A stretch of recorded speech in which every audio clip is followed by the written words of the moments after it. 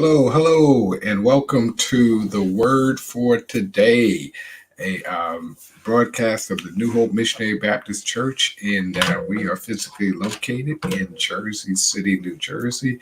And we are hoping and praying that everything is well with you and your family. So, welcome aboard. And we have started a brand new series, and we're talking about the book of Genesis. So, we want to let you know that we kind of fashioned this broadcast to be as interactive as possible. And the way we do that is that we invite you to give your comments, to comment freely in the comment field. And we respond to your comments, and sometimes we put comments on the screen. And when we do, sometimes they look like this. And we just want to let you know that we appreciate all of your input. And we are looking forward to a fruitful discussion. So let's get started. Okay, let's do this. Okay, so we're going to be starting off as usual. We try to get a few questions out there to get you thinking, to get you just in the mindset of being ready to receive what God has for you on today. So let me key up my presentation here. Okay, and here we go. Okay, so we're talking about the book of Genesis and stories from the beginning. And let me see, let's do it like this. And what we will be talking about today is the day 4, 5, and 6 of creation. And we're gonna not get into the creation of man. We're gonna stop just short of that. But we're gonna find out that there's some order in the way God does things. Okay. And let's do this. So we're going to talk about the God filling the earth. Okay. And this is for us is episode 147. Wow. Okay. And again, thank you all for joining us on your favorite platform, whether it be Facebook or YouTube. The best way to get us is really to ring the bell, is to subscribe. And then when you subscribe, you get a notification that we are on whenever we're live. And it also helps other people to find us. Okay. And another way you can help folk find us is if you comment, if you give us some love, you give us a thumbs up. The more you do that, the more you help other people to find these episodes. Okay. So let's see. Now, here's an opening question for you. Just think about this. What is your favorite opening line or scene from a book or movie that captured your attention and didn't let go? Okay.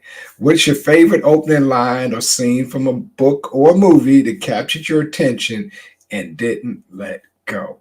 Okay. All right. Would like to know that. Okay. What is your favorite opening line from a scene or movie? Or opening line or scene from a book or movie that captured your attention and didn't let go? Okay. So that's the question. All right.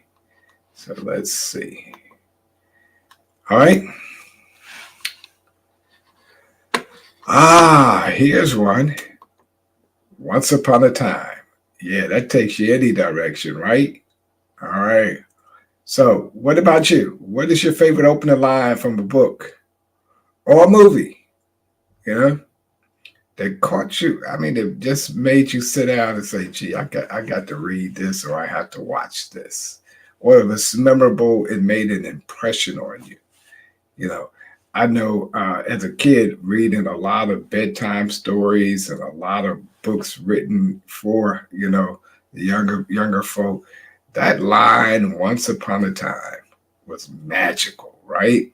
because you knew it was going to take you someplace, it was going to transport you out of wherever you were and take you to another place. Okay, so I'm going to tell you one of the opening lines from a book that has impressed me. Okay, and I still remember it even today. Okay, this is a book I really presented to New Hope when I first came to New Hope as pastor. I'd been there several years before, but this was early on in my pastorate. I decided that we would do this book. Okay. The book The Shack. That's an interesting book. Interesting opening, right? Yeah, I often refer to that book because you never know whether or not this guy is, if he's imagining this, if this is a real experience, but they just bring you into it, just suck you into it, and once you're into it, it's done. That's I guess that's every author's dream, is to take his viewer and just pull him into it. Okay. All right. So here's a book for me. Okay. And let me know if you can tell what the name of this book is. It's not about you. Anybody remember this line? It's not about you. Okay, I'll give you a moment to mull it over. I kind of gave you some major clues already. So if you've been with me back in the day, you might know this one. You probably should know it. Okay. Gloria says she remembers that book. I want the title of the book. Anybody know the name of that book? Okay. Anybody? Okay. Okay. You ready? All right.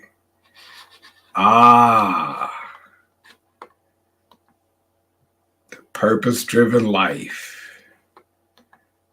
40 Days of Purpose. All right. I think you both are spot on. Okay. Rick Warren's The Purpose Driven Life. And here's the opening line. Here's the opening paragraph. Okay.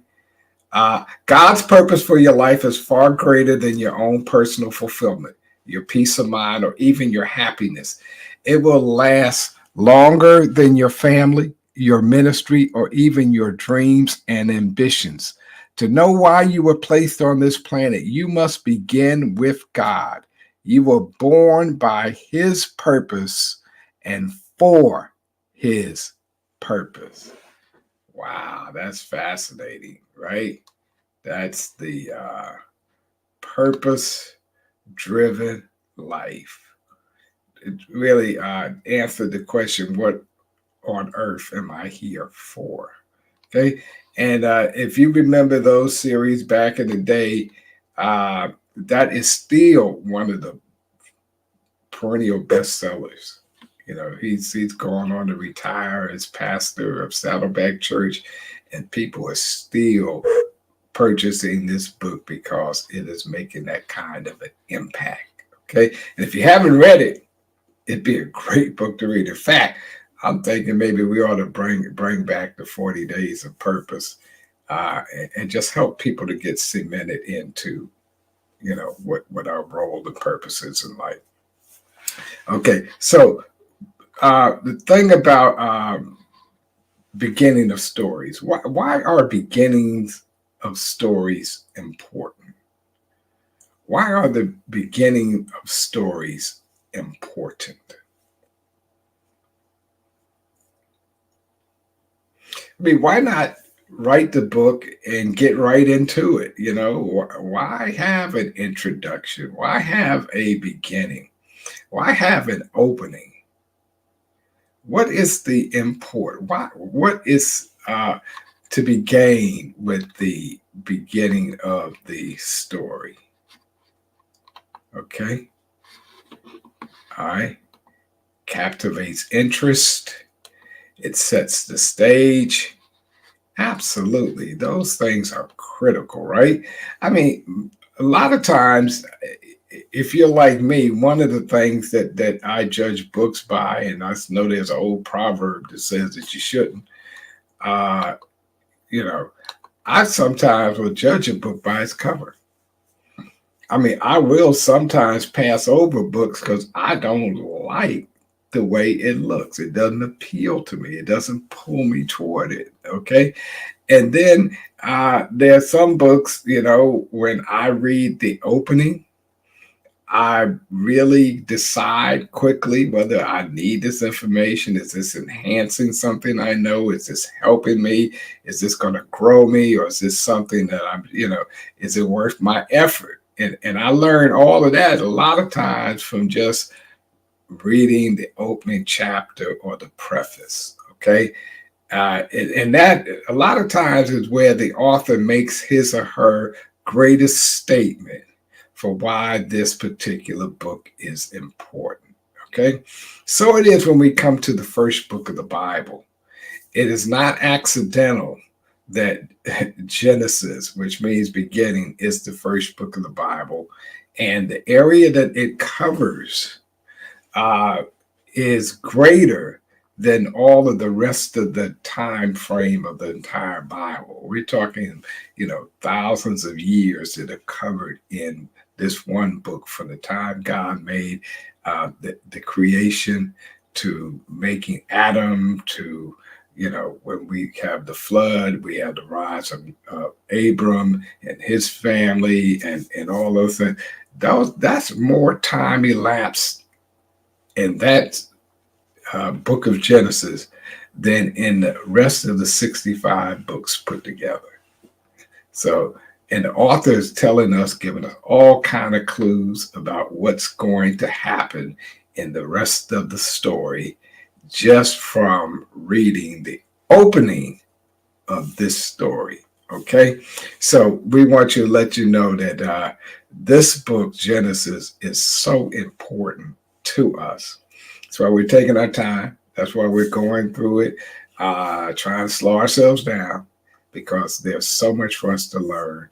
And just like every good author, he wants us to read the rest of the book. And so, it doesn't just begin with a dud. It begins in the beginning, God. Okay. So the beginning for us, as we understand in Genesis 1:1, and we need to be clear about this, is not the beginning of God. Okay. It's not saying in the beginning, this is where God started. This is where God came into being.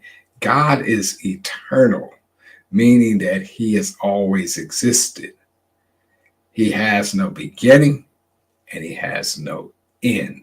So the book of Genesis, if we look at it rightly, is not a book that says this is where God began. No, this is where God began creating. Okay. And this is where he began creating. And in the beginning, God created. God did not create himself. He's always existed. Okay. So we need to be clear, make those subtle nuances and distinctions so that when we're talking to other people, people are like, where did God come from? Well, God didn't come from anywhere. He was always where he was. Okay. He did not, he was not formed. He was not made. He was not created. He is the creator. And we get all that in the beginning. Okay, so let's go on. Okay, now we talked about what the author hopes to accomplish through the beginning of a story. As we said, it sets the stage, it captures your interest, captures the reader's attention, and so is God. When he talks to Moses and tells Moses to write this story, it really is his story. It is his story. Okay. It isn't a scientific treatise. It isn't, how God did it, but it gives us a little bit of the why he did it, you know. Um, and we get all of this, as we said in the beginning of the story. Okay, so let's go to Genesis chapter 1, verses 14 to 25. Okay, I'm going to make it bigger so you can see it on the screen. Apologize for some of the text running off of the screen. But let me get my good book out here. Genesis chapter 1. And let me see. It should be easy to find. It's the first page of the Bible, right?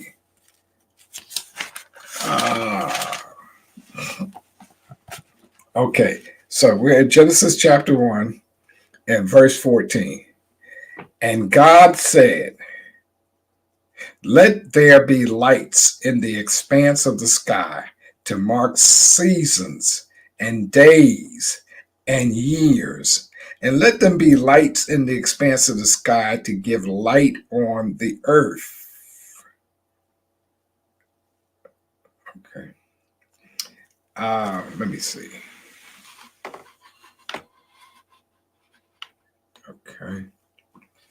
And God made two great lights, the greater light to govern the day, and the lesser light to govern the night. He also made the stars.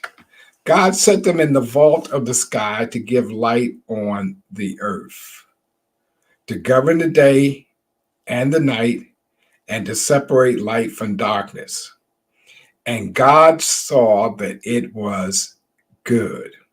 And there was evening, and there was morning, the fourth day. And God said, "Let the water teem with living creatures, and let birds fly above the earth across the vault of the sky." So God created the great creatures of the sea and every living thing with which the waters teem, and that moves about in it according to their kinds, and every winged bird according to its kind. And God saw that it was good. God blessed them and said, "Be fruitful and increase in number, and fill the water in the seas, and let the birds increase on the earth."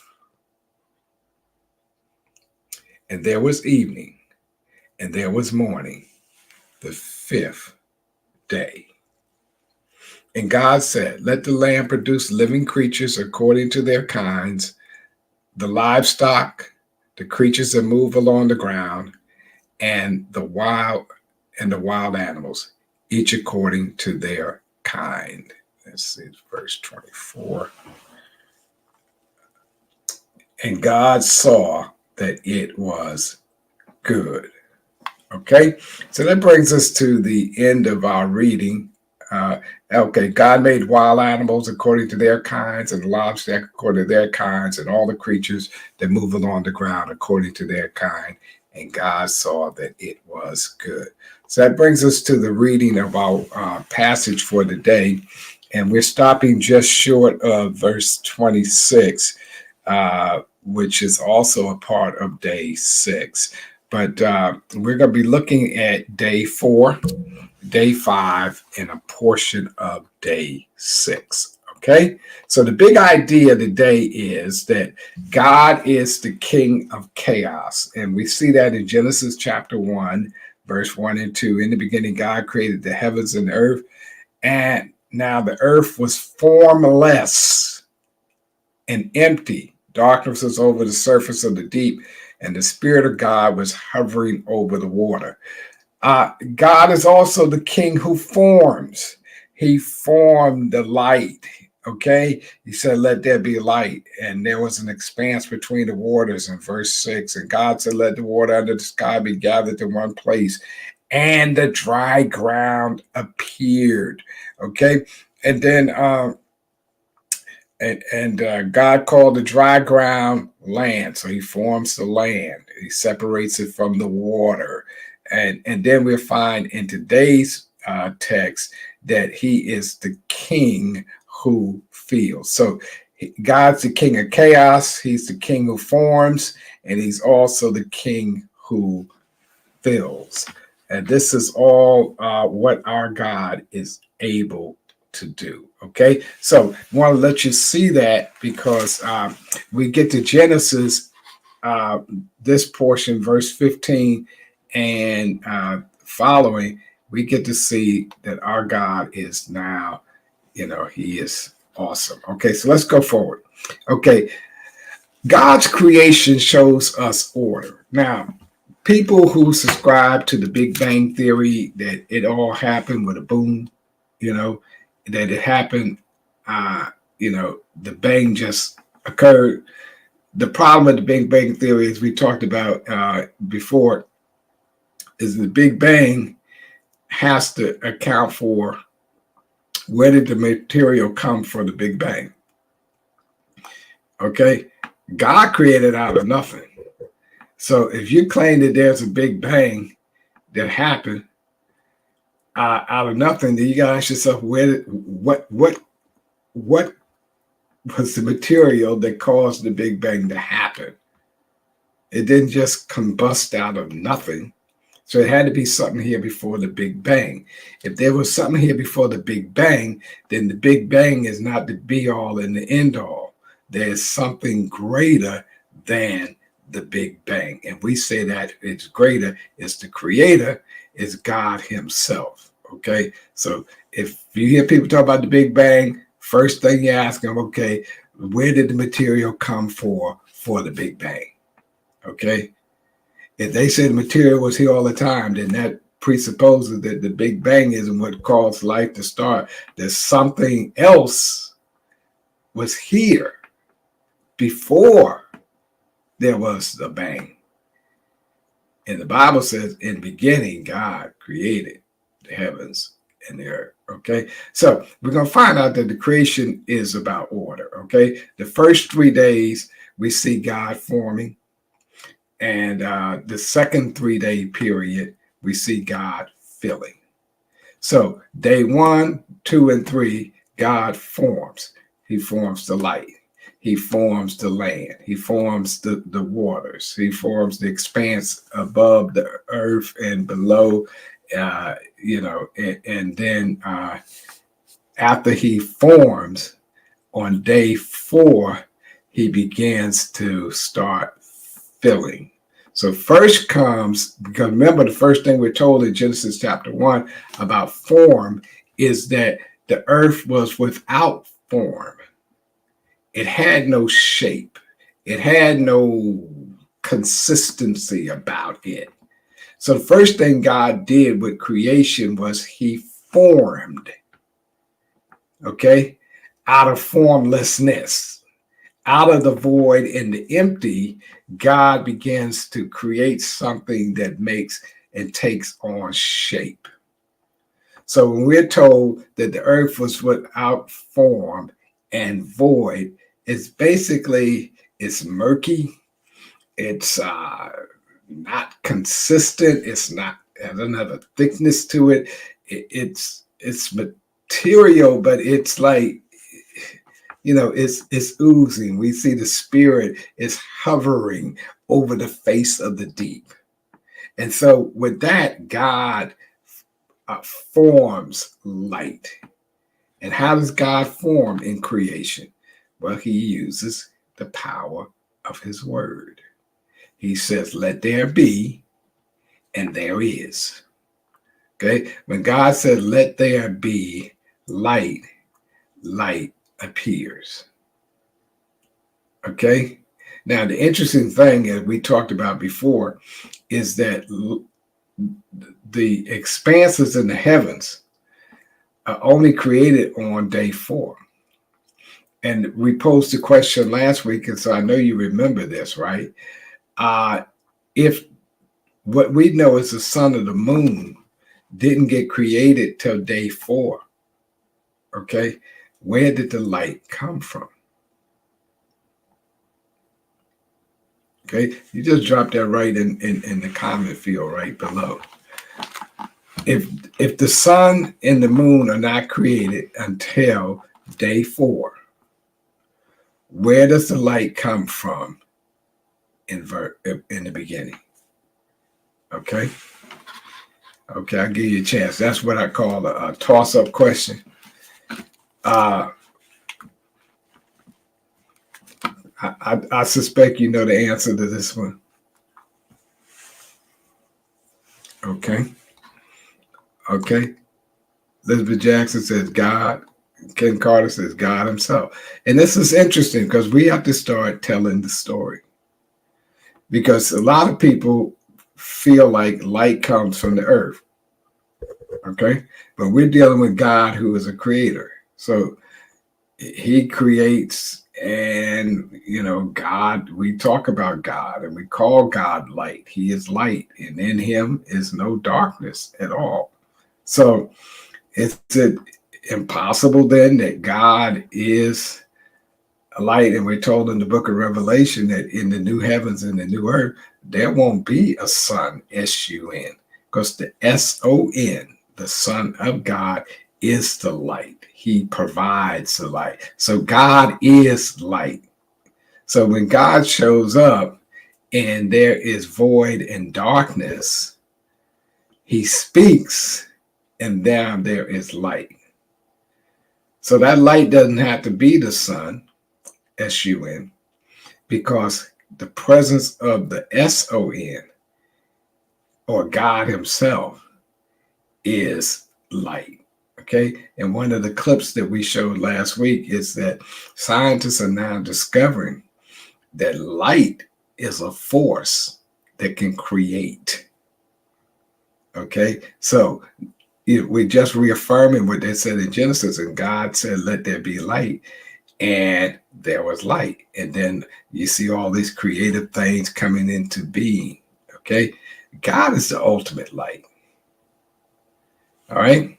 So the creation shows order. Okay. Now, just think for a minute. Okay. God, day and night already exists. We got that earlier in day 1 and 2. Okay. But God provides the sun to show day and the moon to show night. In other words, what God does is he begins to mark what we call time. He calls them days, seasons, and years. Okay. And we only have those things, those divisions, because we have light. But we also need darkness to help us differentiate or separate the light from the dark. So interestingly, the Bible says that the evening, that the dark and the morning and the light were the first day. Okay, because there was first what? Darkness. Then there became light. Okay, it wasn't like light was first and then, no, God stepped out on darkness, on nothing, and called the light into being. So the evening, the dark, and then the light became the first day. And that's the way it's been ever since, that the evening and the morning become a new day. Okay. Now, a lot of us like to think of the day as sunrise, but the day really, technically, legally starts at midnight, a second after midnight. Okay. So the evening and the morning become a whole day. Okay.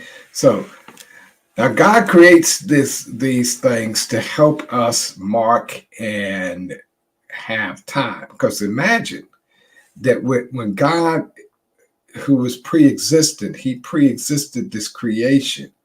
He never grows old. Isaiah chapter 40 talks about he never grows weary. He never gets tired. And the reason why he doesn't do those things is because he lives outside of time. He's not affected affected by time. He doesn't have a birthday. He doesn't have gray hair, as some people want to suppose that he has. God is spirit, right? His spirit doesn't have flesh and bones like you and I have, okay? So God is not affected by time. What we find in the Genesis account is what God did was he created time. And he gives us darkness and light so that we can note and follow the progressions of time. So if all there had been was light, we would have no passage of time. We would not know. Okay. So this darkness and light really gives us a marker where we say, okay, this is a day, this is a season, this is a year. And they kept rolling and they continue to roll on and on. And this is the way God set it in motion as the God of order. And this is the way it has been since, and the way it continues to go. Okay? All right. Now, why doesn't, let's go back to the text and look at it. And if you look into creation, when God said, verse 14, let there be lights in the expanse of the sky to separate the day from the night, and let them serve as signs to mark seasons and days and years, and let them be lights in the expanse of the sky to give light on the earth. And it was so. God made two great lights. So what I want you to think about for a moment, why doesn't God call these great lights the sun or the moon? This is a question that came to me the other day, and I'm thinking about this, and I said, gee, I need to ask you guys this. Why doesn't God call the lights sun or moon? Okay? Verse 14, he said, let there be lights in the expanse of the sky to separate the day from night, and let them serve as signs to mark seasons and days and years, and let them be lights in the expanse of the sky to give light on the earth. And it was so. Verse 16 says, God made two great lights, the greater light to govern the days, and the lesser light to govern the night. So why doesn't God call the lights sun or moon? I mean, we know he has a concept of the sun and moon. So why doesn't he call them the sun and the moon? He says two lights. We know the greater light governs the day, okay? And the lesser light governs the night, okay? The greater light creates what we call day. The lesser light reflects the greater light. But we call that night. Okay? Think about that. Okay? Now remember this. The sun, we call the greater light, right? And the moon, we call the lesser light. Now, imagine how far the sun is from the earth and how far the moon is from the earth. The earth revolves around the sun. The moon revolves around the earth. Okay? And we get that lunar journey every 24 hours, the moon. Okay? And we get the sun going around the earth rotating around the sun every 365 or 6 days, something like that. This year's leap year. Now, imagine this, that when God creates these lights, he just doesn't create them. He puts them at the exact location that if the sun were just a degree or two off away from the earth, far further away, the earth would freeze. If it were just a tad closer, the earth would burn up. So God puts it right at the optimum place. I mean, this is not chance. We're trying to show you that God is a God of order. He sets this greater light in, puts it in orbit, and he puts the earth at exactly the right distance from the sun. Then he makes the lesser light, the moon. Now imagine those days when we have eclipses, when we have lunar eclipses and things like that. What happens when there's no light from the moon, or the moon is in the perfect position where it blocks the light of the sun from the earth? What do we have? We have darkness.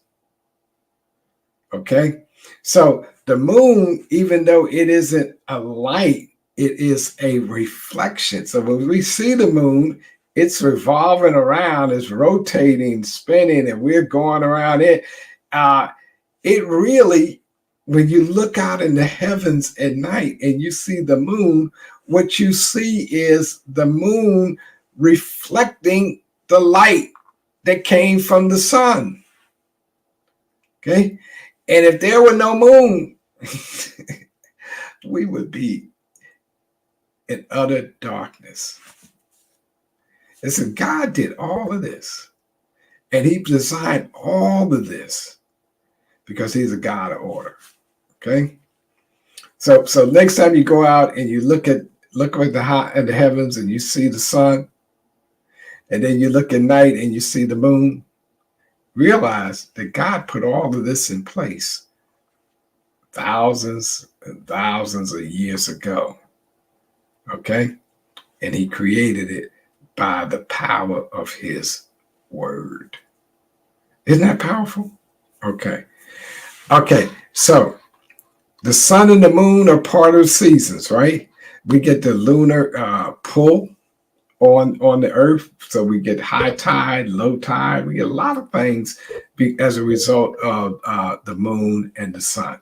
But I think that one of the reasons that God does not name the sun is that he does not want us to worship the sun or the moon. Now, there are some other religions that worship and deify, make the sun and the moon into gods, and they worship him. But here what God said in the beginning of the creation, he said, I just call it the greater light and the lesser light. I don't intend for you to worship the sun, because the S-U-N sun is not greater than the S-O-N sun. So God demonstrates this by not even naming the sun. Now he named, it's not that God didn't know the name.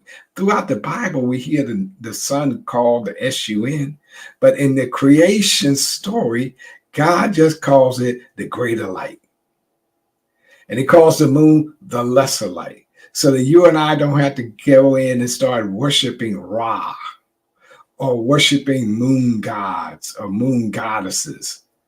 But we recognize that the greater light and the lesser light get their ability to shine from something that was greater than them. And that is the focus of our worship. That's the focus of our adoration. Not the moon, not the sun, but he who put the starry host in the sky, as Job declares.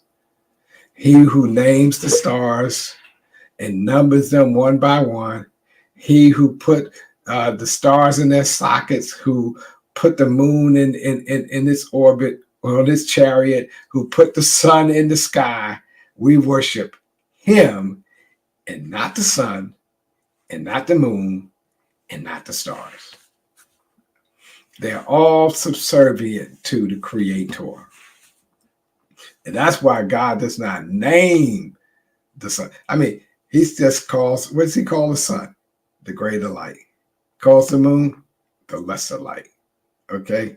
Because he knew already in his creation that when he made man, that man would have a tendency to look up every day and see the S-U-N and be reminded that that's God, but that's not God.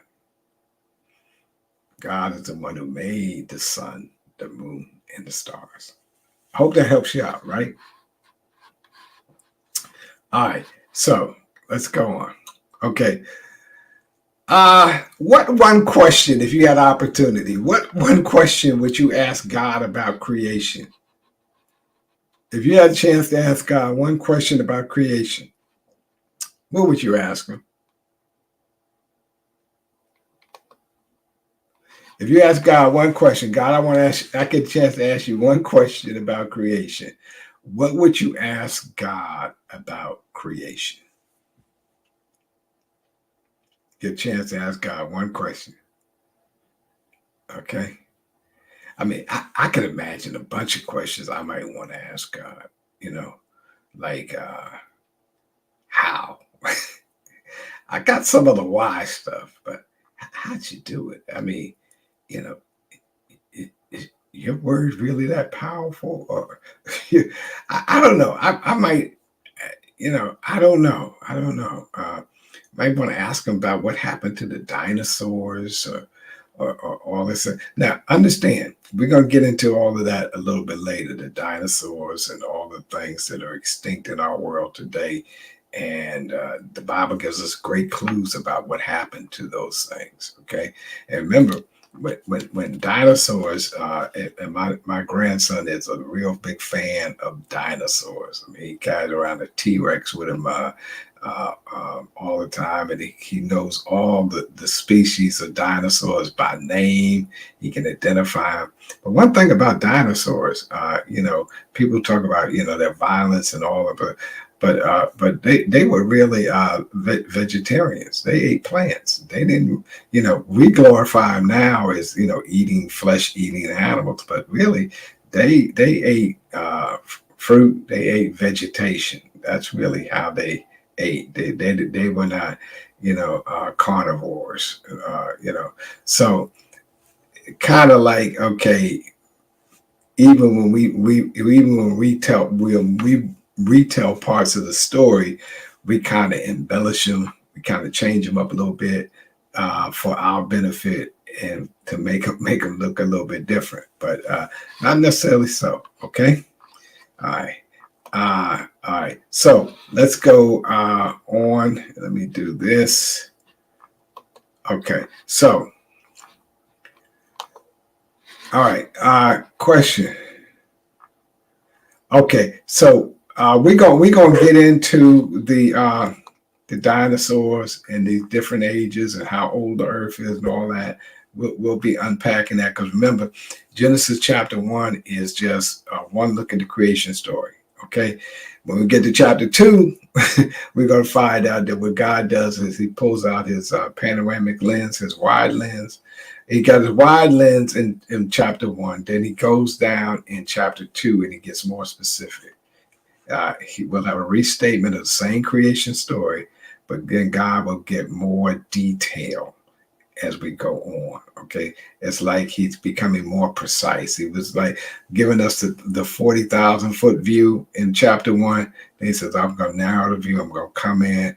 I'm stop panning this shot, and I'm going to tighten up the shot, and I'm going to show you some more things about the creation story. And we got some tremendous hints in chapter 1 and 2 when we combine them that really help us when we talk about the creator. We talk about ID, and this is a term you'll probably hear more of as we go through this series, intelligent design.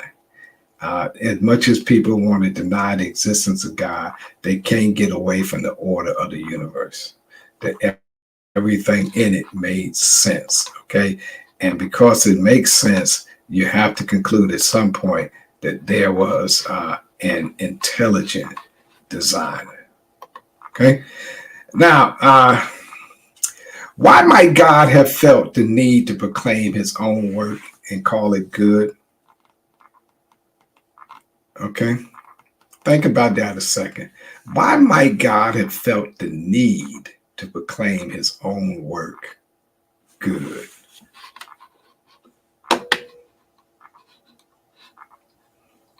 Anybody? Why might God have felt the need? Now, I don't want to suggest to you, and I hope you don't walk away from this study thinking that our God is a megalomaniac, that he sits around reading the New York Times, page 6 of the New York Post, that he just needs to have his name in print. And every time somebody calls his name, he just goes, oh, great, great, I'm big, I'm great. No. Uh, but there's something to this, okay? Because when God created, uh, and in verse number 9 of chapter number 1, let me see if I can find this for you. Okay. And God said, let the water under the sky be gathered to one place and let the dry ground appear. And it was so. Okay. And God called the dry ground land and gathered the waters he called seas. And God saw that it was good. Okay. So you hear this expression over and over, and it was so, and it was good. And it's like, sometimes have you ever done anything that was like great and you were like, wow, that was good? What, one of the things as human beings that we have a longing for, and correct me if I'm wrong, I mean, it really is a bad thing to do something extraordinary and do something great that's laudable and then not have anybody to share it with. I mean, imagine you just, if you're a golfer, you just hit a hole in one. You went to the casino and you just, lights out, you won everything. You just had such fortune or whatever. It's something great was on your bucket list. You just got it done. What's the first thing you want to do? You want to take a selfie. You want to tell somebody. You want to let somebody know what you have done. God, who we're made in his image, does not have what you and I had. The Bible declared all, not all, but what God had is what the old preachers call the three us's. When God said, let us, it was us the Father, us the Son, and us the Holy Ghost. And so what God does, he has nobody to validate his creation. He has nobody to sit back and say, wow. Because if you and I were there, we would have been like, I can't believe this. Man, that's what can you? That, but God says, that's good. That's good. Like the cook who makes a dish or makes the pie and the batter or the cake batter, whatever, and takes a taste of it and says, not bad, not bad. Maybe I need to add a little more of this. Maybe I need to add a little more of that. God says, that's good. That's good. That's good. That's good. And everything he made, he said, that's good. Not because he's maniacal. Not because he needs a pat on the back. But maybe he's looking at his creative order and said, boy, I know it's not possible. But imagine God saying, I think I outdid myself. That's not possible. But can you imagine it? Okay. Okay. All right. So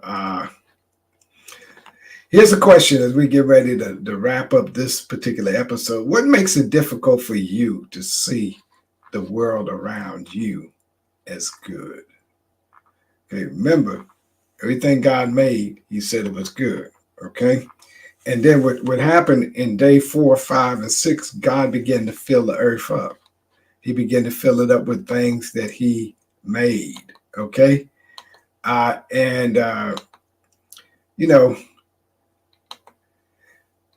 Sometimes we have a problem with this created order. We look at the world and all we see is what's bad and what's wrong in it. And God must be shaking his head and saying, boy, I made it good. I made it perfect. Okay. And then here we are as inhabitants of his world, choosing only to focus on what's bad about it. But if you ever get a chance to go to the Grand Canyon, go to some of these national parks, go to some of the great lakes of our world and the different places, and just look at nature and look at God's creation and just take it in and breathe deep and just say, wow, this is amazing. If we look at the fallen part of humanity, we look at what's happening with the wars and our world is being torn apart and people politically on one side or the other. But we rarely take time to gaze up into the stars, to look up into the heavens and see what God has really done. Okay. Okay. So, yeah. So that's something that you and I should do. We should just take a moment and just drink in and breathe deep.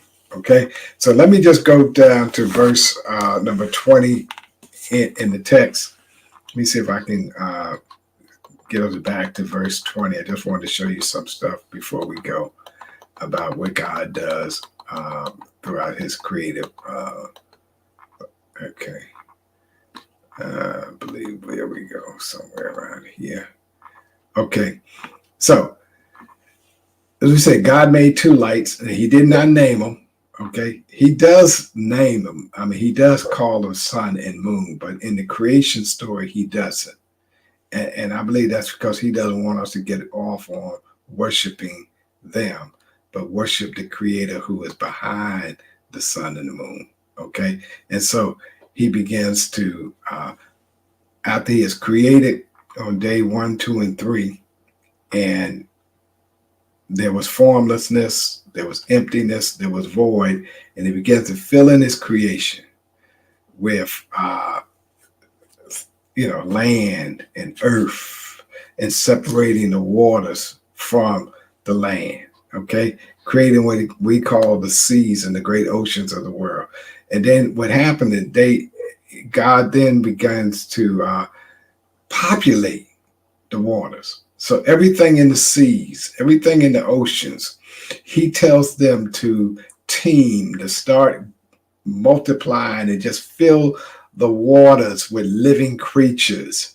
Let the birds fly in the heavens and across the vault of the sky. So we talk about what we call our atmosphere. That would be the vault of the sky. Okay. So we talk about, under the ozone layer, that's what we call sky. Now we do know that there's sky beyond our ozone layer because God not only created the heavens, the earth, but he created the heavens. And in our galaxy, the Milky Way galaxy, are millions of stars. And beyond our galaxy are millions and billions of stars.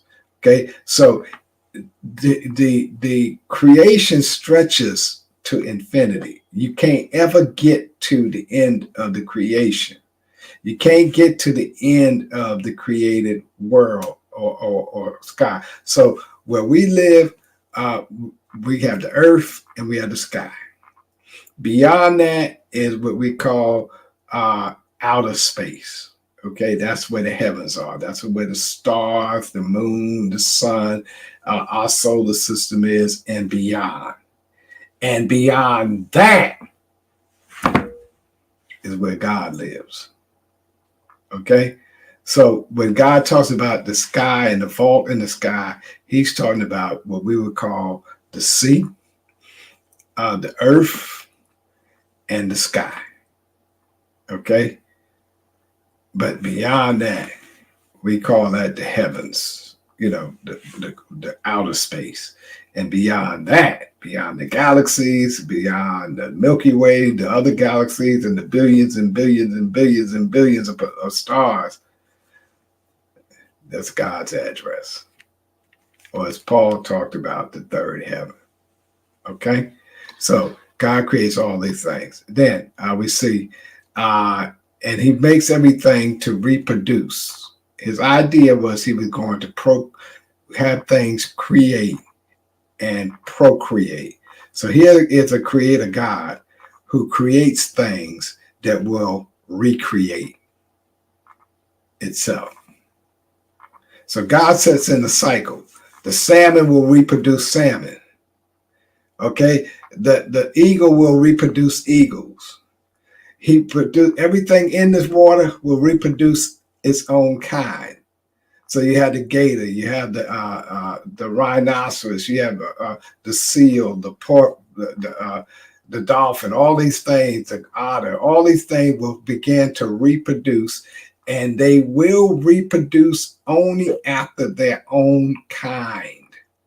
Okay, according in the winged animals, and all these things began reproducing. And so now all of a sudden you had the earth that was formless and void. He brings order to it by creating the seas and the land and separating them. Okay, we have continents and all other stuff. And then you start seeing the sea starts bringing forth life, the air starts bringing forth life, and then on the land it starts bringing forth life. Remember, he already talked to the trees to reproduce after their kind. Now he's going to tell the animals, the cattle, y'all reproduce after your kind. And he set all this in motion. So in our next episode, we're going to see how he does all this to introduce the crown of his creation. Okay? That, my brothers and sisters, is the word for today. All right. So before we get ready to go, we ask you have any questions, you have any prayer requests, please just drop them in the comment field, and we'll be glad to pray for you and lift your concern to God. Okay. Now, what we'll talk about now is that we have, I want to say thank you to all of you who have been contributing to our food pantry. Every Tuesday, we are blessed of God to be able to help families. Every Tuesday, we help somewhere between 60 to 90 families, depending on how many goods have been donated to us. We also purchase goods to make sure that we are helping people to subsist and to survive, and hopefully in some cases thrive. Okay, but we do it because of you, because of your support. And we want to say thank you for your support to our food pantry. Okay. We've been going 4-year storm. We started at COVID, and we've been going ever since. Okay. Thank you for that. Also, we have a program that we are starting. It's an at-risk program for kids who are after-school programs who need or want to have a meal. Maybe they got an after-school program and they want to have a meal for that. Just scan the QR code and get information on how to sign up, and it's all free. It's all free. So we thank God for that. Okay. And we just want to let you know that we're doing what we can to help eradicate hunger and make sure that our children have the best chance to succeed and the best chance to be what God has called each of them to be. Okay. So we see on the screen Ron Waters, Enid, Vicky Olson, Cassandra Quinonias, and folk who are suffering with tinnitus. I believe that's an ailment in the ears. So we definitely want to pray for the folk and let you know that we are continuing to believe that God is going to work it out in your behalf. Amen. Amen. Okay, so as we get ready to go, we're going to ask you to bow your heads in a word of prayer. Let's do that. So Lord, I want to say thank you for this time that you've allowed us to have together. We ask that you would bless us and bless this word, that it would stick with us, this word for today. We thank you that you're the God of order, and you demonstrated that order way back in creation. And Lord, things that you put in order back then are still in order today. We praise you. We ask you to bless those who are sick. We pray for those who are shut in, those who are going through difficulties. Lord, please, please open doors. Please make ways. We ask God for you to look on our nation, look on our leaders. I pray for every senator, every member of the House of Representatives, our president, vice president, every governor, every mayor of cities. Lord, bless these leaders because, Lord, we know that unless you build a house, those of us who labor in vain. Lord, bless the church, New Hope. Help us to be a light in this dark world. And we're praying that whatever we say and do would bring glory and honor and praise to your name. And we ask it in Jesus' name.